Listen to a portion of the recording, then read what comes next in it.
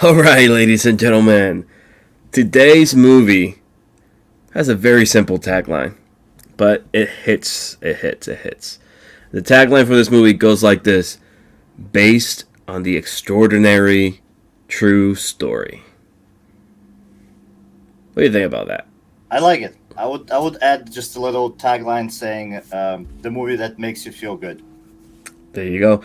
All right, ladies and gentlemen, hold on to your seats because MovieByte podcast starts now.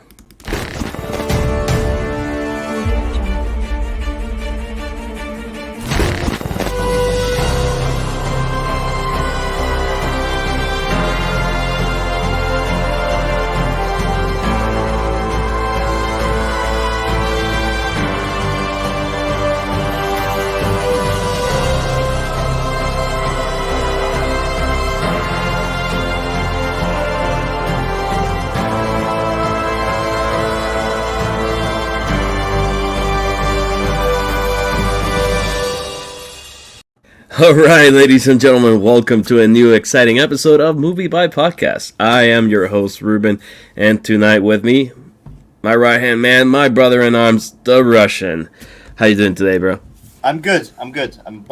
I keep myself in check to not interrupt you in the beginning. At least in the beginning, I'm gonna. You're getting better at it. You're getting better getting at better. it. I'm trying to sit in my seat and just be at your mercy when the time comes. There you go. Today we are talking about Blindside. That was my pick. This is the category of the sports movies. Sports movies, yeah. Sports movies, and yeah, it was my choice. I picked it. I hope you guys seen it. If you have not, check it out. It's as I said in the beginning, like the tagline for this movie should be "makes you feel good."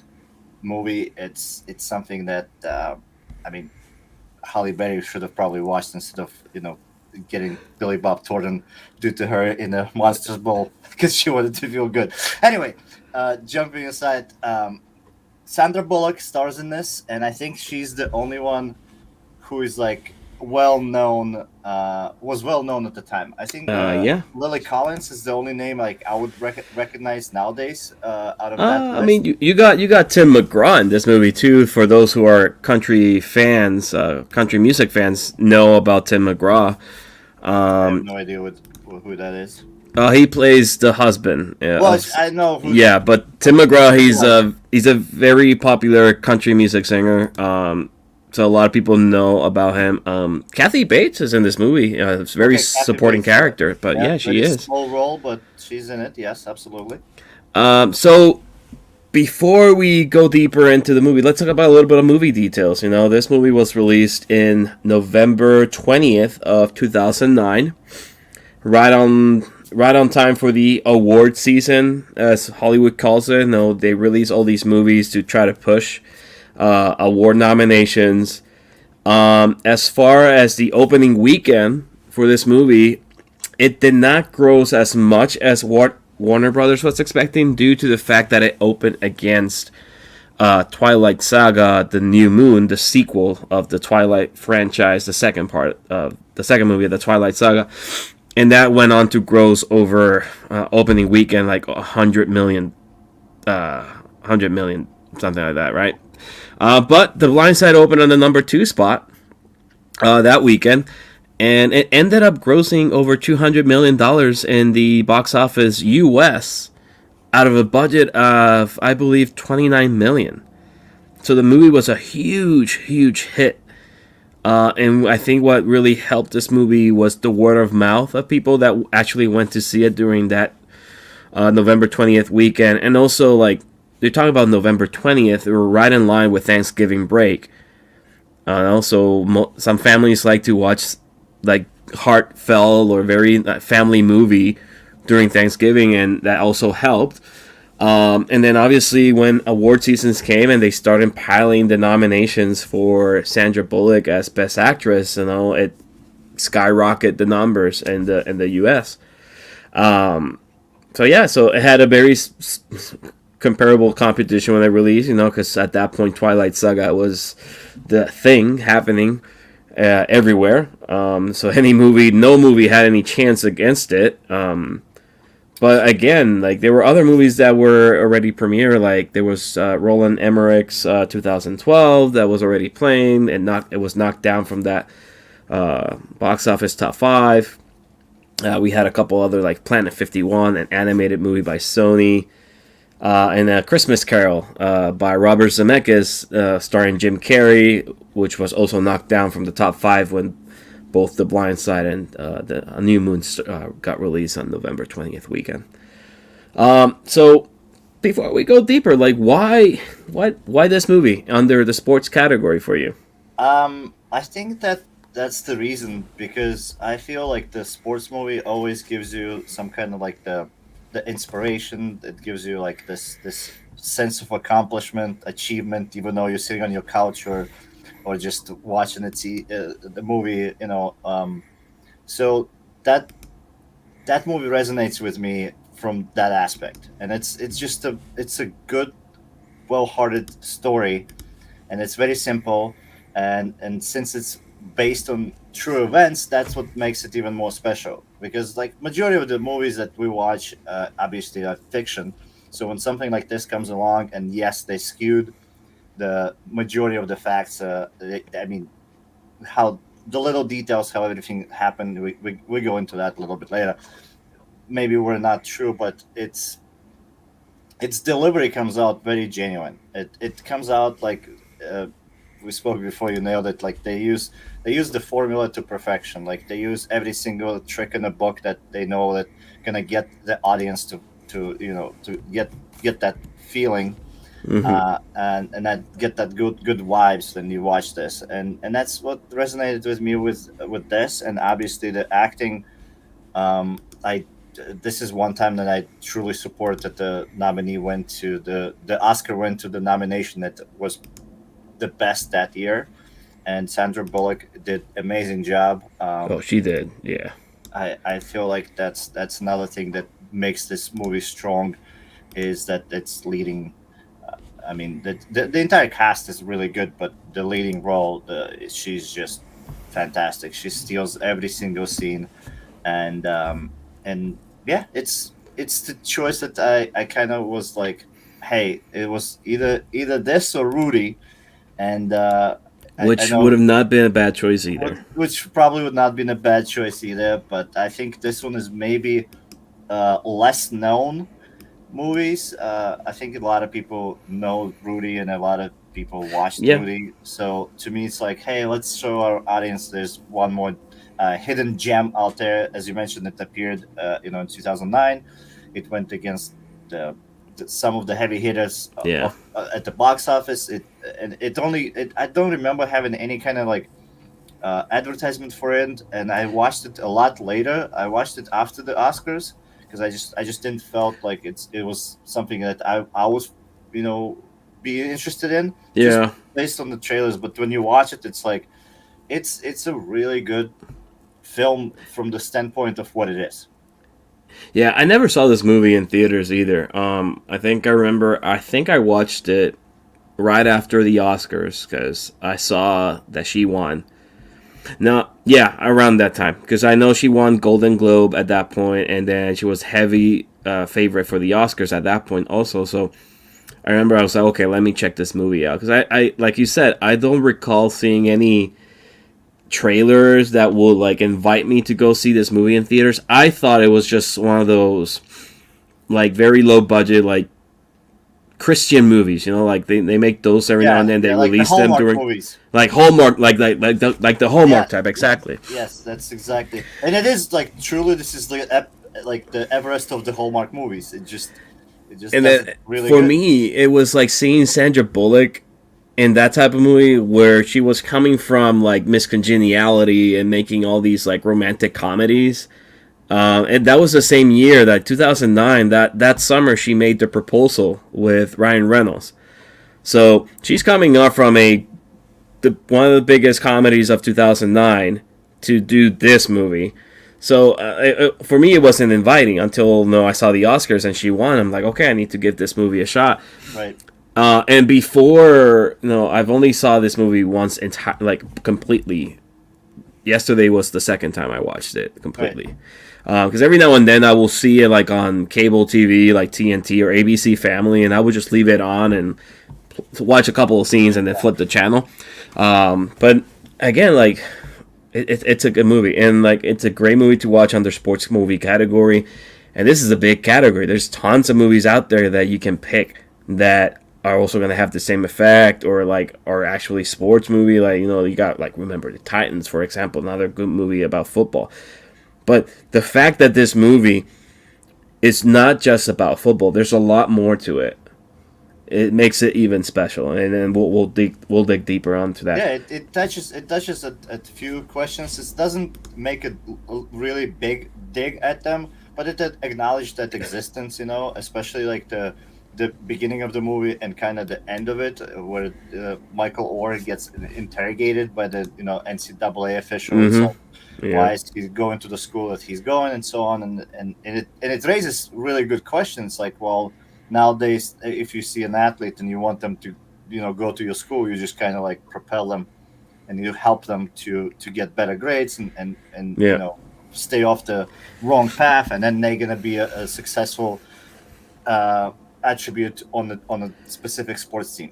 Yeah, because and the reason that, I mean, because I remember reading an article about that thing about like how these rich families will groom lower class kids and give them everything they need, but they were grooming them for like their college sponsors, you know, because these are very rich families who have a lot of money involved in college programs, and they would like do this kind of thing, and that's why he gets he gets interrogated by the NCAA, because that throughout the movie they suspect that this is what's going on. He gets randomly adopted by this rich Christian family, and all of a sudden he's going to play NCAA football for one of the top colleges of Division I, which is Ole Miss, right?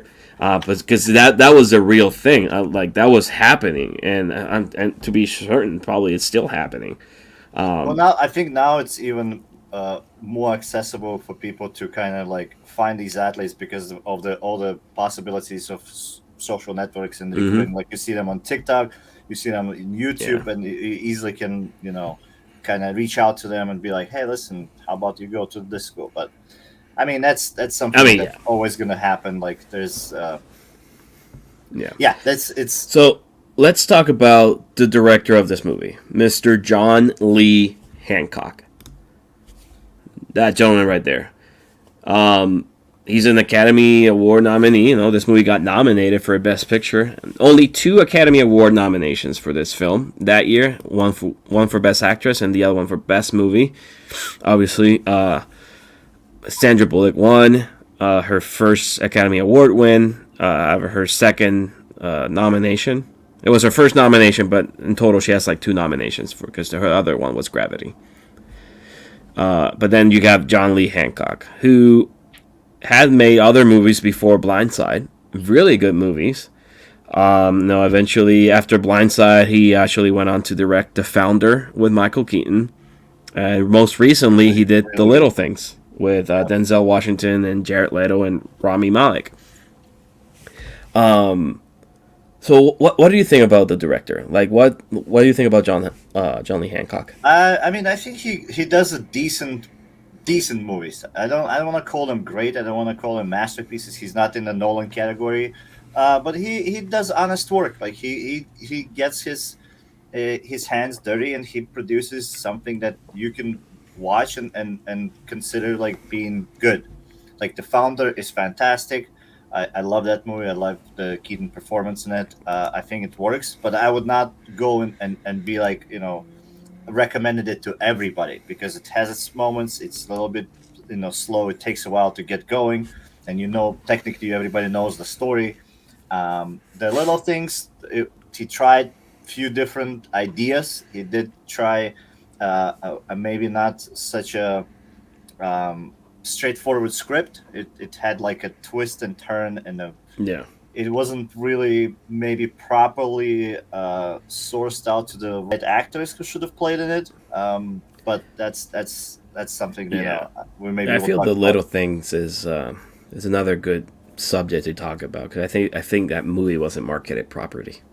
It wasn't marketed properly, and it wasn't probably. I don't want to say received properly, but it's kind of Yeah. you had to give it a chance. Like it was going one way, and it went completely different direction at the end, and people were like, "What the fuck? That's not what I signed up Yeah. for." Like I thought it's gonna be just straightforward, like type of Zodiac movie. But talking about The Blind Side, I think it's very well properly made for $29 million. It doesn't have not such a special effects. I think the only money that they had to spend is to recreate the football game, Yeah. and the rest of the money went to Sandra Bullock. Probably. She probably made like 15 maybe 20 mil herself for the role, which is well deserved. She carries that film. The other actors who showed up, I mean, they showed their case, but again, it's the same story. Like we talk about actors who show up for one movie, and you can't really judge them otherwise because you only know them for this role, and that's with everybody else. Yeah. For me, like the kid is great. The Michael Oher, the actor playing him, he sells it to me. I guess the country singer, he's Yeah, good. they're all supporting characters at this point. I mean, Sandra Bullock receives the only top billing on the poster of this movie. Yeah. The movie was promoted with her name on it. Like they were pushing hard for this movie to be Sandra Bullock's movie, and it paid off. I think she's the first actress to have her name on a poster and receive top billing and gross over $200 million in the box office. How much did it make totally worldwide? Do you know? About 300 plus million. So there was so it was like 260 in domestic, and then about 40 extra. But that's the thing, like with the sports movies, like as baseball and football is so unknown in the rest of the world. Yeah. And people just like don't get into that, and it's hard for somebody who does not know the sport to be involved in this, because you kind of lose like what is the point, what they're trying to do, if you don't know college football and if you don't know NFL, I think that this movie loses on you, and that's why I brought it up as a sports movie, because it is about sports, and if you're not into this specific sport, you may not have as an engagement.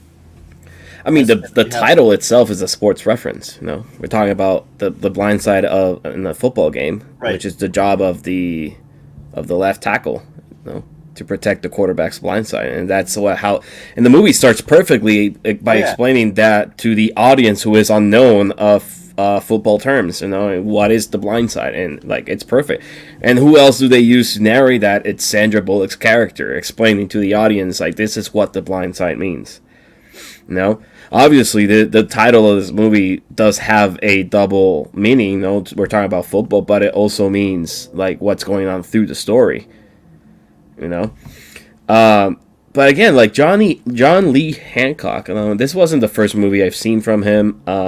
The first movie I saw from him was The Rookie with Dennis Quaid, which was produced by Disney. Which it's another sports movie and involves the first 44-year-old school teacher that ends up playing Major League Baseball at the age of 44 and became the oldest rookie in MLB history, right? Is that based on a true story as well? It's also based on a true story, yeah. How would you play at 44? I guess I have to watch the movie now. You'll have to watch it, but so basically, really quick, this Dennis Quaid's character, he was a baseball player. He suffered an injury, so he retired. He never made it to the majors, to the big leagues, and he became a chemistry teacher in Texas. Later, during his years in Texas, he discovered that he was throwing a 96-mile-per-hour fastball. So with encouragement from his baseball team, his high school baseball team, he was a coach, they made a bet with him, and they told him, if we win a state championship, you need to go and try out for a Major League Baseball team. So he said, yeah, let's do this. I don't think this is going to happen. No, we are like the bottom of the bottom. We're not going to win state championship. obviously, like every single story in sports, the underdog wins it all, and he has to keep his promise to his team. So he ends up trying out, and he becomes eventually he becomes a Major League Baseball player at the age of 44. How long did he play for? The real player that he's based on, I believe, played for like 3 or 4 seasons, if I'm not mistaken. I mean, still. But yeah. But again, it's another good feel movie because it's about chasing your dreams and never giving up. And so that was the first movie I saw from John Lee Hancock. After that, he did The Alamo, which is also based on a true story. That was not so good. And then obviously he did The Blind Side, The Founder, Little Things. Those are among his most popular work. But The Rookie is very similar to The Blind Side. So he has that background of making this type of movie. And it's so funny because last week we were talking about The Island, how Michael Bay doesn't know how to direct actors, but John Lee Hancock may not know how to make a very like ooh la la movie, but he knows how to direct actors. Yeah, that's true. Or maybe he has the actors that can be easily taken by the role and kind of absorb it, and that's what Sandra Bullock does in this one. Like she becomes I forgot the lady's name. What's her, the main protagonist? The character she plays? Yeah, Leigh Anne Tuohy. Tuohy? Yeah, Tuohy, yeah. Again, bad with names. But she really becomes her, and at least tries to, and she does the accent, which a lot of people I heard complain about. But I'm like, she nails it. I'm not an expert, but to me, she sounds like exactly. Some people I know, like so. Yeah, but I mean, she nails it. Like, I can't believe she is a true Southern belle of Christian, Right. family woman who, like, don't get girl pregnant out of wedlock. I'll come and cut your dick. Yeah. Right. Pretty And much, like, yeah, it's I believed it. And like, and I'm glad to talk about this because we'll jump into the acting part, but. Sandra Bullock just won that Oscar. There was nobody else to beat her to it. Yeah, she worked for it and she got it, and I'm really happy for it. I wish she got one for the Gravity, but hey, we already discussed that. Okay, let it go. Let it go. Let it go. Not Frozen.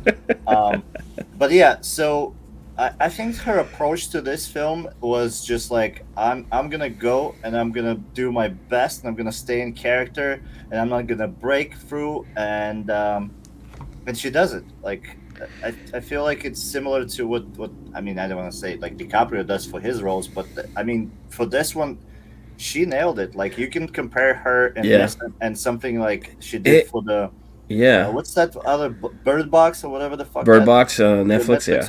Like she's doing that for the paycheck. Like you. Yeah, I mean, The Blind Side. Seeing Sandra Bullock in the Blind Side, it was something different for every viewer out there. Like she was stepping out of her usual comfort zone. These like money grabbing or like sell box office tickets movies. Because before The Blind Side, she just made movies like I mentioned, Miss Congeniality, The Proposal, they're comedies. She was the comedy actress at this point, rom-com, yeah, rom-coms. Like she went from starring in Speed in 1994 to being a supporting character in Demolition Man, to later on become a rom-com actress, and then she does The Blind Side. And it's after The Blind Side that she starts making other different roles. Years later, she did Gravity, which is something completely different from what she's done in the past. Absolutely.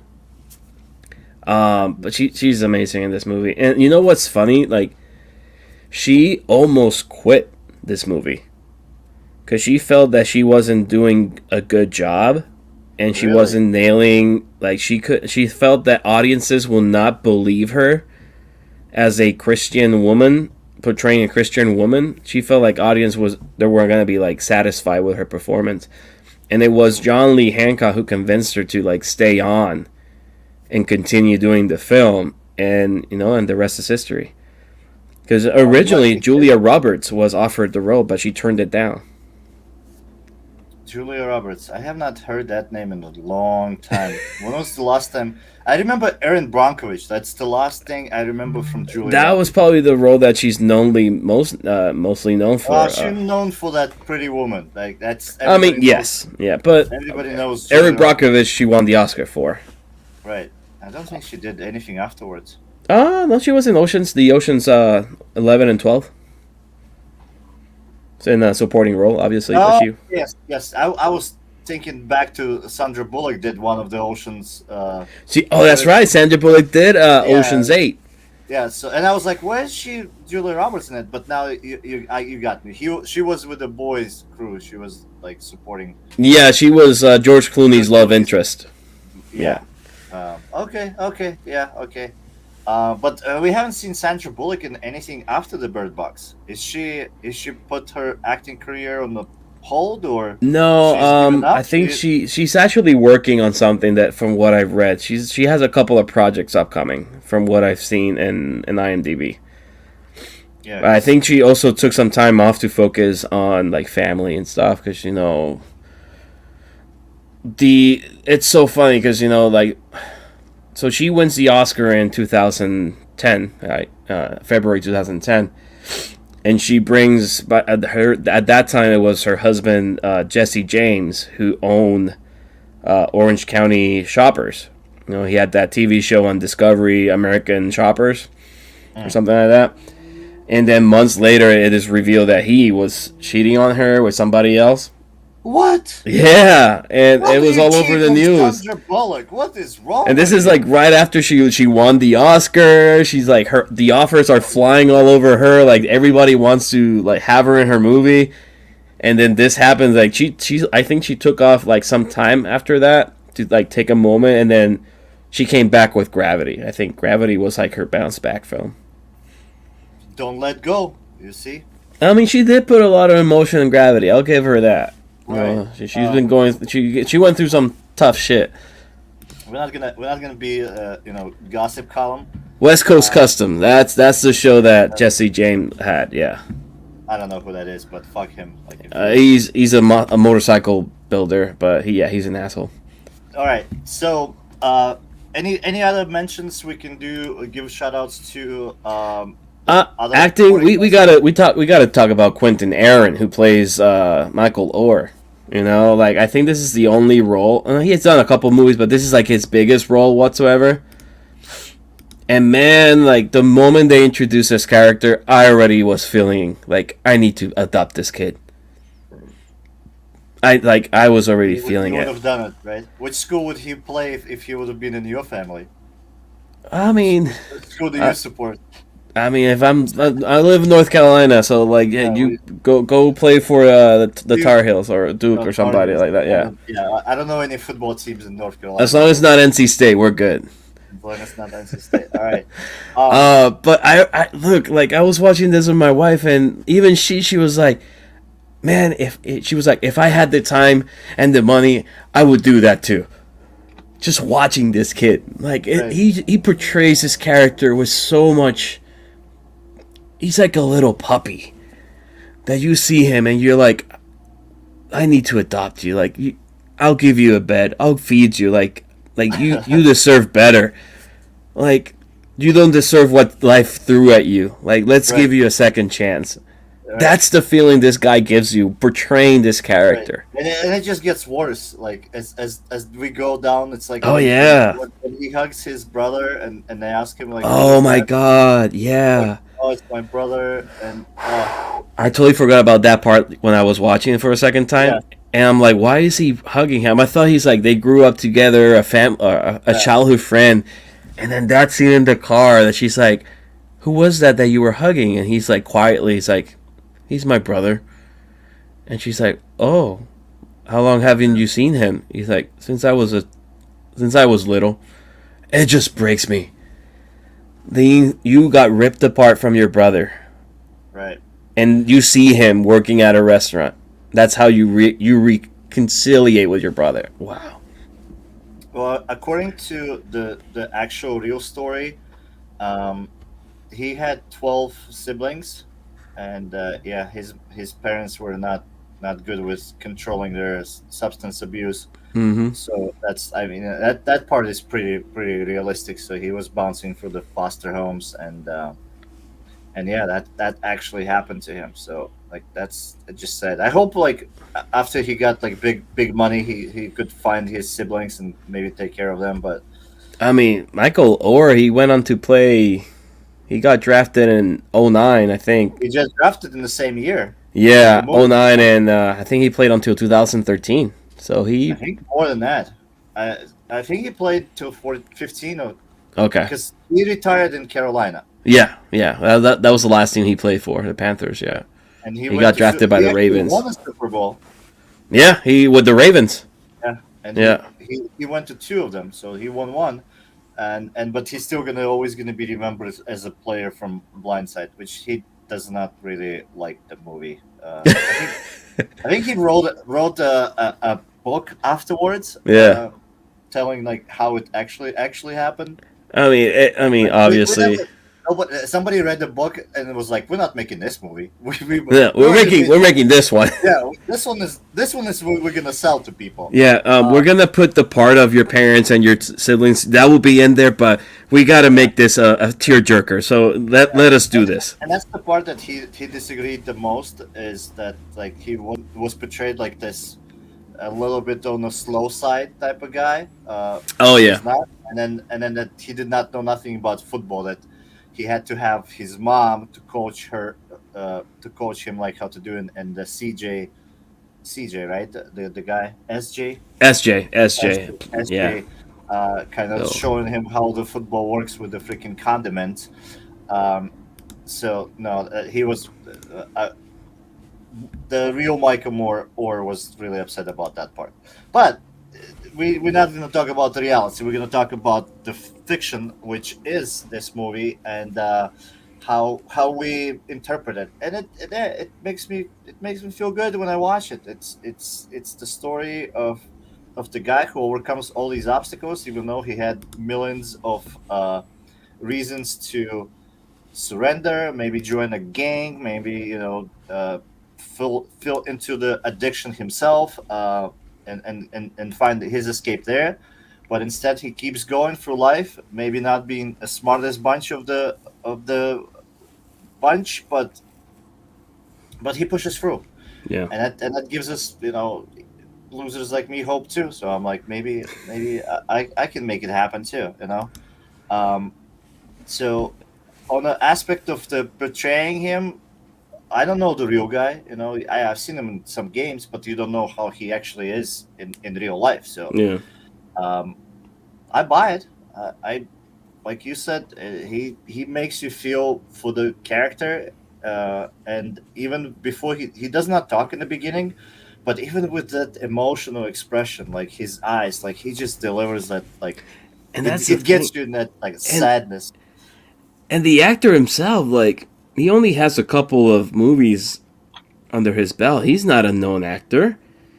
Maybe like he didn't go to school for this. No, maybe he just walked through an audition and hey, look, you actually look like Michael Orr. Like we're gonna offer you the part. Right. But like, wow, like you mentioned, like his emotions at the beginning of the movie.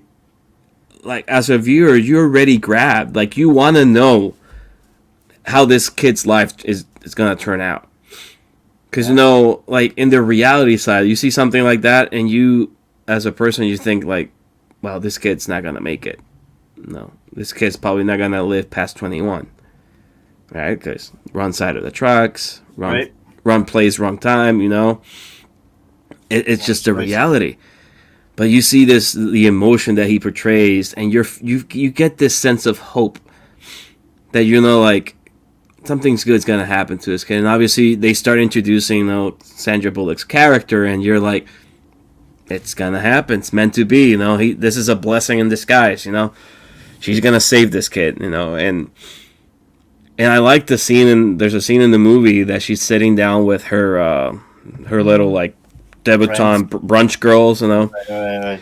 And they're like, "Oh, you saved that kid's life," and she's like, "No, he saved he saved my life. Well, they have so many lines like that in that movie. Like the little, I mean, yeah, it's punches, cheesy, but like but it works.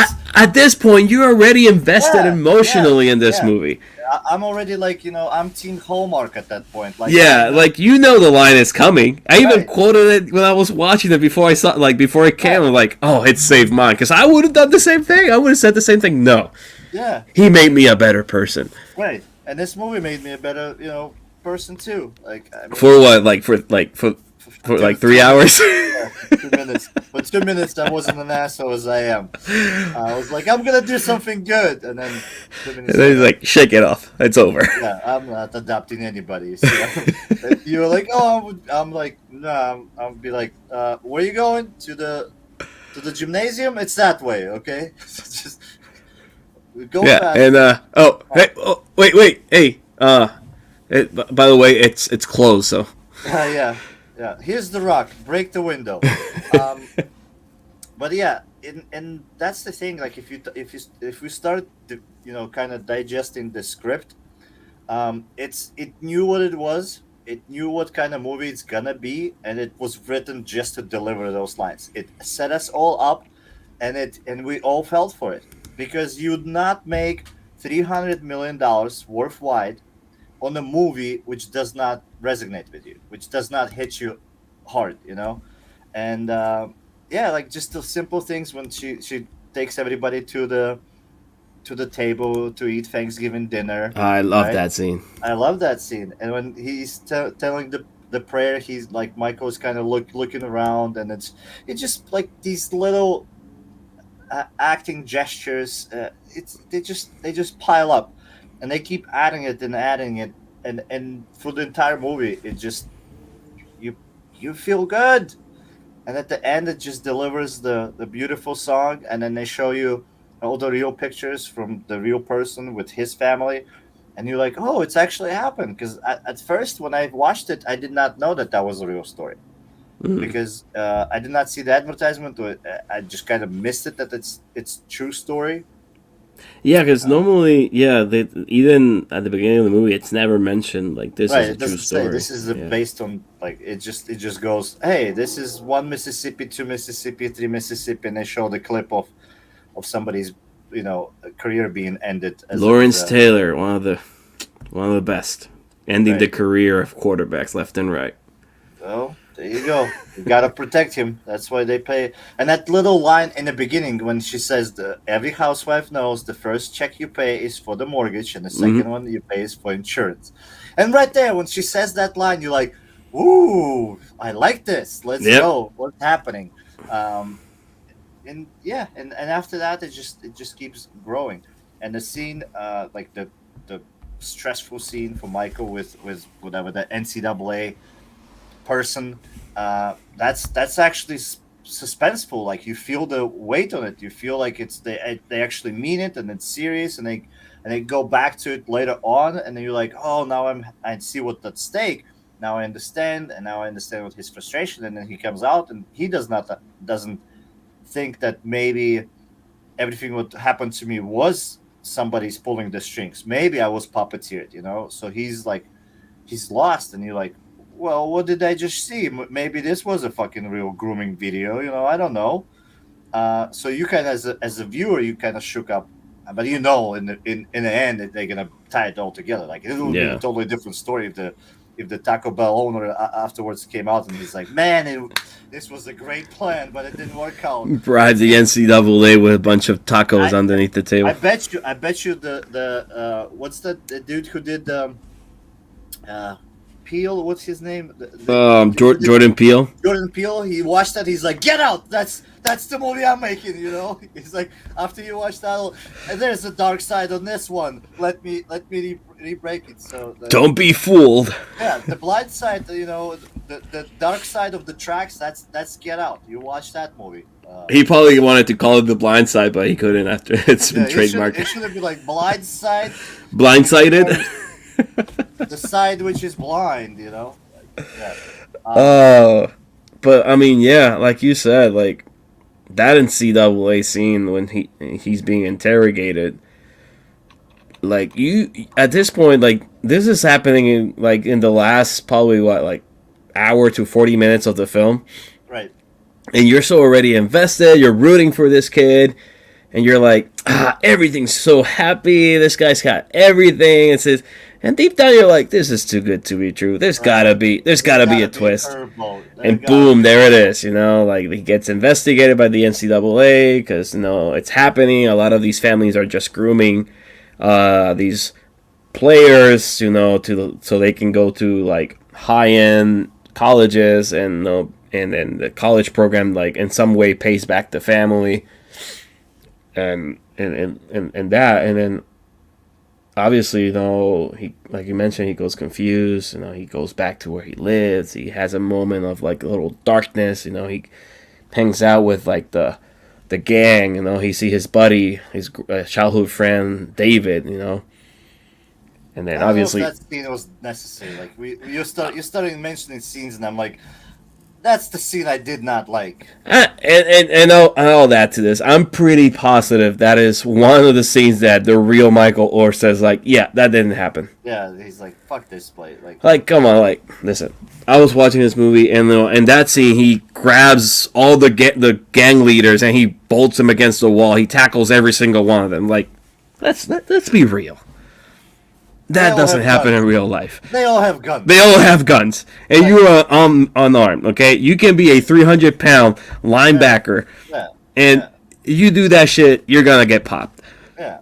Okay? So, obviously, this is the one point in the movie you say, yeah, I don't think that really happened. Yeah, but, like, if you say that, then you start unraveling what else could not happen. Like, But how the dad owned 1 million Taco Bells? That's probably fake, too. Well, not million. I think they said like 85 or something. 85, yeah. But I mean, her showing up there with her. And what in Memphis? Because this is where this movie's based, Memphis.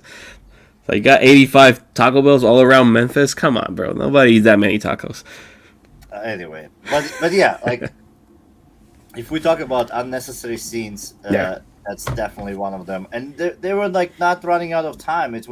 It's 2 hours and 9 minutes, so that scene is like what 2-3 minutes. That's happening like in the last like probably 30 minutes of the film. I think it happens in the last 15. Because after that, it's when he goes to back to the NCAA lady, and he goes like, "You haven't asked me as for why I want to go to Ole Miss." Like that scene was just kind of like to spike out like everything is going out of control and get a suspense, and they did not know how to do it otherwise. Probably the real Michael Oher just had a really boring life after he got adopted. Probably. I mean, went to high school, got good grades, played football, went to Ole Miss, graduated, got drafted. Yeah, like that's it. Yeah. Maybe they could have had like a scene with him finding his mom, on drugs or something. But that's. I think the movie is PG-13, so maybe they couldn't do that.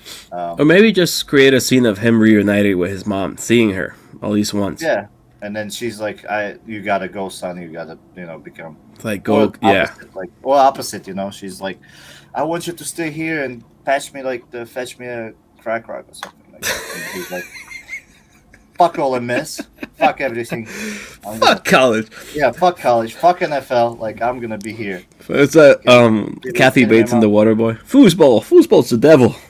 Yeah. And another scene which I hated in this, like rewatching it, I was like, how dumb that scene is when she's telling him the story about like the body parts which the Tennessee is like that scene. Like I can't even fucking come out and say it like properly. That whole another 3-minute scene where she tries to scare him because he's gonna be playing on a field underneath which is buried by. Oh, is it the scene when she tells him like if he wants to go to Tennessee, he can go? Yeah. Well, he can go, but there's like a body parts hidden underneath the football field. Yeah. You erased that from your head. You wanted to only happy memories. You see, I live with that pain. So I hated that fucking scene with passion. Like it just. Kathy Bates is a great actress, but But yeah, that scene is just like I mean, Kathy Bates a great actress, but she's done her but she done not her so good stuff. share of fucking bullshit Okay, movies. like we're talking about, going from winning an Academy Award for doing Misery, And then and showing then up doing naked in The public Waterboy restroom. afterwards, and American Horror Hey, Story. don't you start with Waterboy. Waterboy is fucking You delicious, know, okay? I think Waterboy we is should do a fantastic. category in the future of Adam Sandler movies. There's only two. There's Waterboy and 50 First Dates. I gotta throw in there Big Everything else. Daddy. I gotta throw in there Happy Gilmore and Billy Madison. All right, but yeah. And maybe The Wedding Singer. Actually, I'll put Wedding Singer above the three you mentioned. I like Eddie, and The Wedding Singer is a I good like movie. Drew It is. Barrymore. I think anything that Adam Sandler did, 50 First Dates. Drew Barrymore. Is like in it too. 2004 and before that, is good. After that, it was like trash. I don't know. It's hit or miss for me with him. Like Waterboy. Oh, Just except for Uncut Gems, which I know you hate, but I love that movie.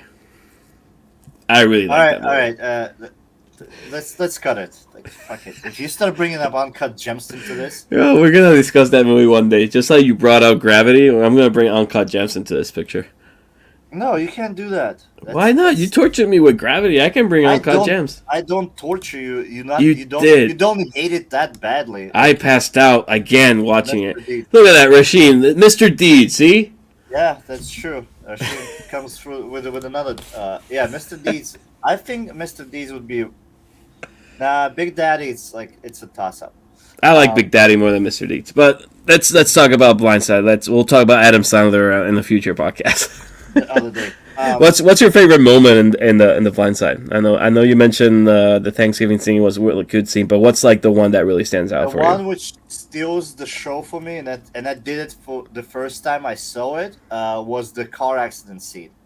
Is when he protects SJ, when he puts the hand Yeah. out, and like he gets hurt, and then they come out, and she's like, I stopped it, and she's like, why you stopped what? And then like without him answering, she kind of pictures what he stopped, and then the next following scene is when she explains to him that how to play football, and it works for the movie, even though the real guy was like, fuck this scene, I hate it, that never happened, I learned the football on my own.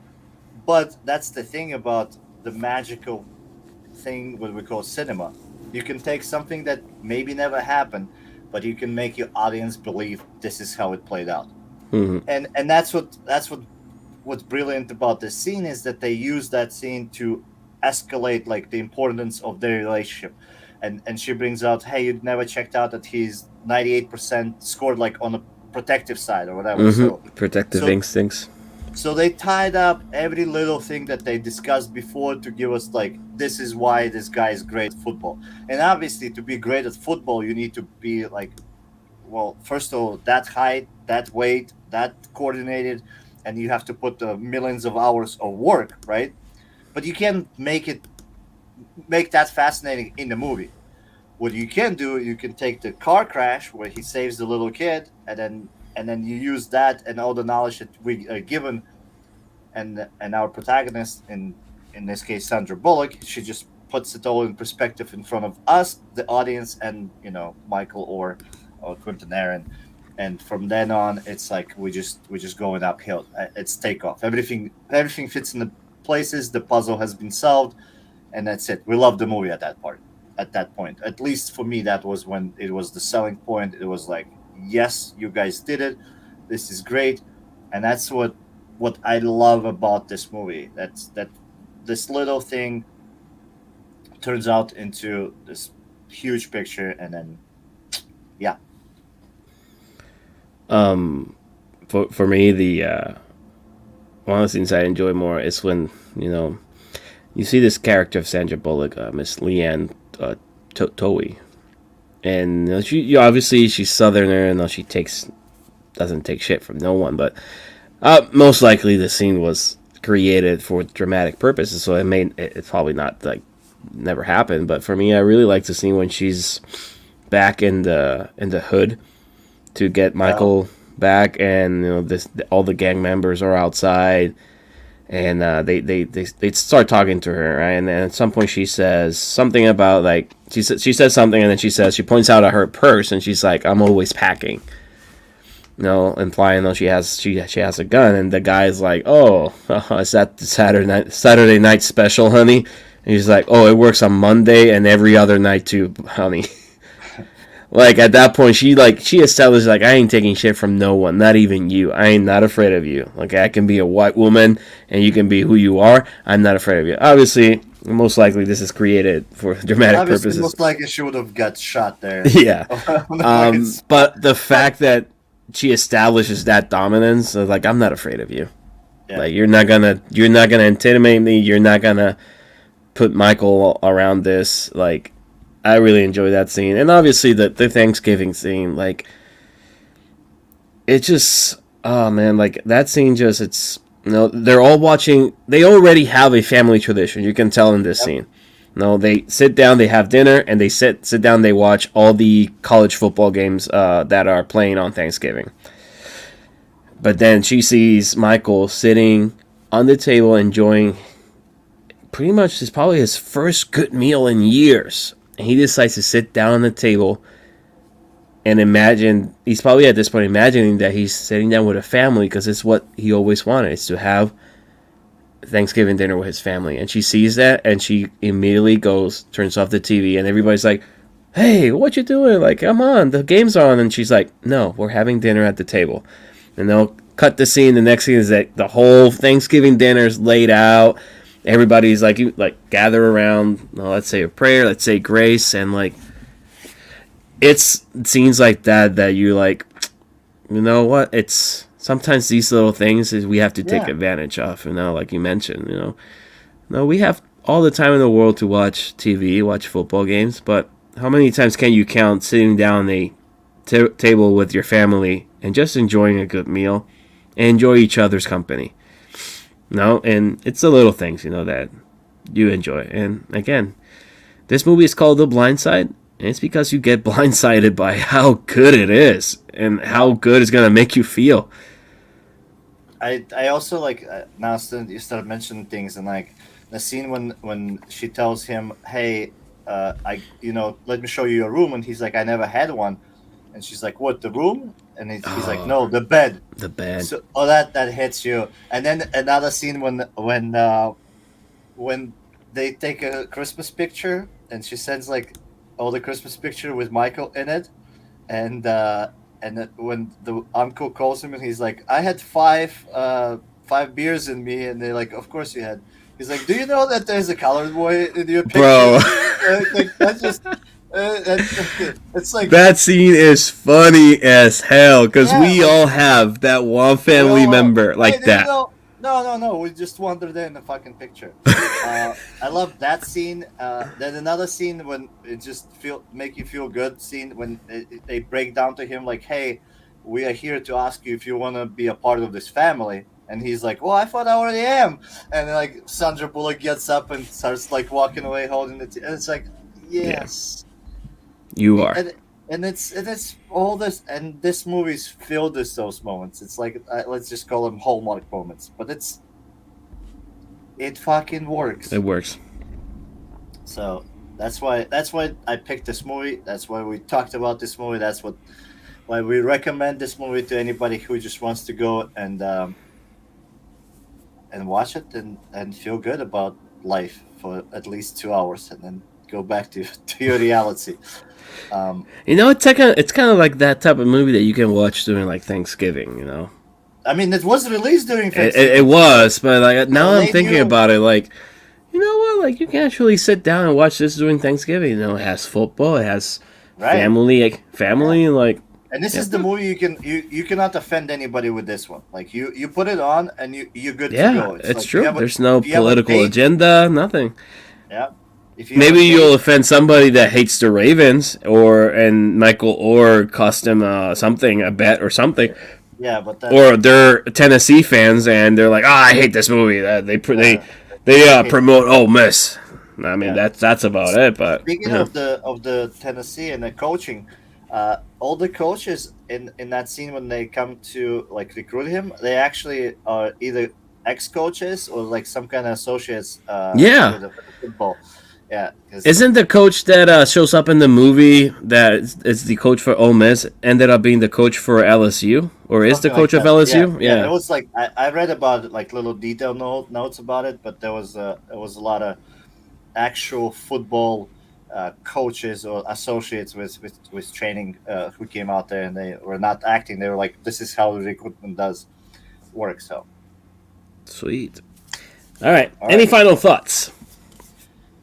just watch it and feel good about life. That's all it is. And sometimes hard work pays out, and if you stay on the path that you know taken, it may lead to very successful life, as it did for this young fellow here. He did get a little bit of help, but hey, sometimes that's all you need. Yeah. Either give help or ask for help, I guess. All right. But Yeah. no, that's it from me. So yeah, well, I agree with you. No, if you haven't seen this movie, check it out. I wouldn't be surprised if it's playing right now while you're listening or watching us. Like, check your TV guide because it's most likely playing right now. Like I said, it's probably a good Thanksgiving movie to watch or a pre-Christmas movie to watch. It's just so much goodness in it. The message is there. To like never give up your hopes. Keep fighting. It's a good movie. There's not much to say. Like, it's a heartfelt movie. So take a chance, watch it, rent it, buy it, stream it. But you should go watch it. All right. Before we go, ladies and gentlemen, don't forget to check out our last episode from last week where we discussed The Island, Michael Bay's The Island, starring Ewan McGregor and Scarlett Johansson, one of Michael Bay's underrated films out of his repertoire. And next week, we are actually going to go into we haven't touched this category yet, but we are going to discuss animated pictures next week. And we're going to kick it off with Toy Story. The original Toy Story, released in 1995. I picked this movie under this category, and I'm very excited to talk about what went behind Toy Story and how it opened the doors to animated feature-length films in the computer animation genre, pretty much. Toy Story was the pioneer of that, and Steve Jobs was behind it. And we'll offer more details about it next week. So thank you everybody for tuning in tonight to MovieByte Podcast. To our viewers, thank you for joining. Don't forget to follow us on all of our social media platforms. We are on Facebook, Twitch, Instagram, YouTube at MovieByte Podcast.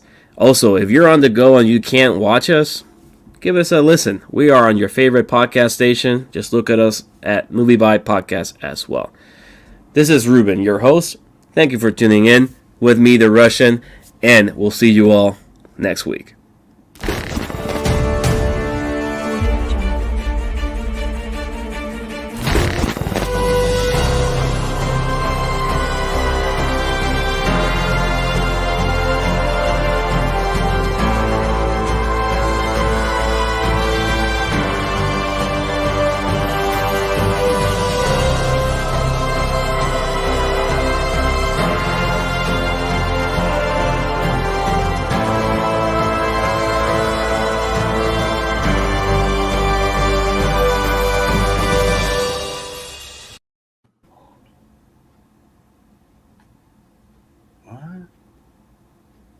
You got. Oh, it's a fucking flag.